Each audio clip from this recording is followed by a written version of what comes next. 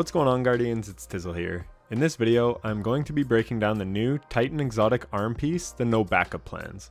The exotic perk on these is called Force Multiplier, and it states when you have full melee energy, shotgun final blows activate your defensive strike and consume your melee energy. Shotgun final blows also give you melee energy. So first off, if you are wondering how I got these, I did the Master Lost Sector on Perdition a number of times and finally got them to drop.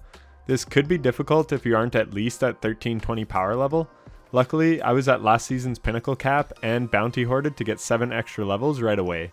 So if you are lower light, you may want to wait until they are available in about 4 days in a Legend Lost Sector.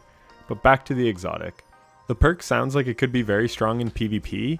If you have a full melee charge and get a shotgun kill, you will automatically get an overshield.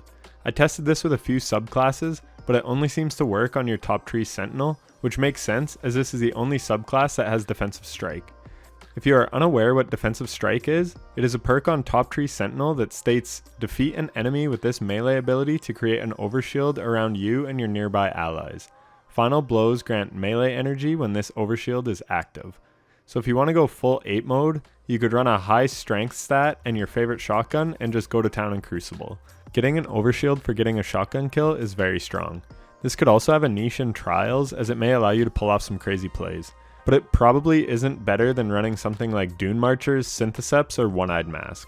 I tested the melee regen portion in a private match with my buddy Yeet, and you can see that I get about a third of my melee energy back for getting a shotgun kill without defensive strike active, so it's not too bad. I also hopped into 2 Crucible matches to test them out, and both games were mercies against my team and absolute sweatfests, so sadly I couldn't get much good footage. I did, however, get this one ugly play where the overshield straight up saved me, so hopefully that gives you an idea of how they work in PvP. I shotgun the first guy and get an overshield, and then the second guy could have cleaned me up with a melee, but because of the overshield, I had enough health to tank his melee and then double melee him to death. The other clip is somewhat similar where I get an overshield by getting a shotgun kill, and then I just go full ape on the one guy and just have enough health because of the overshield to take him out. So next, let's see how it works in PvE. Every time I have a melee charge and I get a shotgun kill, it gives me an overshield. I then proceed to get shotgun kills on trash ads, and I get a very slight amount of melee energy back on each kill. I had tier 4 strength in this Lost Sector, which is a 1 minute 8 second melee cooldown. However, if you kill yellow bar enemies, you get a much bigger chunk of health back.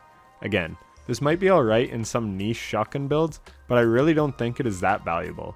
There are a lot of other exotics on Titan I would rather run in PvE. After I proc defensive strike to lose my melee ability, I get 10 kills on red bar ads. This allows me to get my melee charge back in about 27.4 seconds, shaving off about 40 seconds from my normal melee cooldown.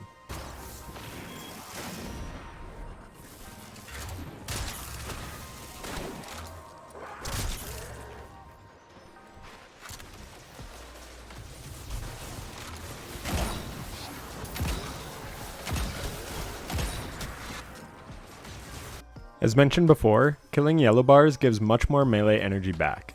Let's have a look at how much melee energy I get for taking out the Lost Sector boss and the Nightmares. You can see I get 2 huge chunks of melee energy back for killing the Nightmares. I then take out another red bar, and my melee is full again just 17.7 seconds later. I rinse and repeat and take out the boss and 2 more Nightmares, and get a full melee charge again in just under 11 seconds. So what this exotic does, it does really well. But I just don't see a huge need for it in any place in the game. If you have any build ideas for this exotic, let me know down in the comments. But that is going to do it for the video. I just wanted to make this video to show how to get this exotic and give a quick rundown of what it does. It is certainly not a game changer like the Cuirass of the Falling Star was for the Titan. So if you are wondering if you should rush out and get these, I would say don't bother. Do your power leveling and the other story stuff first. These can certainly wait. If this video helped you out, then a like would be greatly appreciated. I hope you're enjoying the new season so far and not having too many server issues. Take care, Guardians.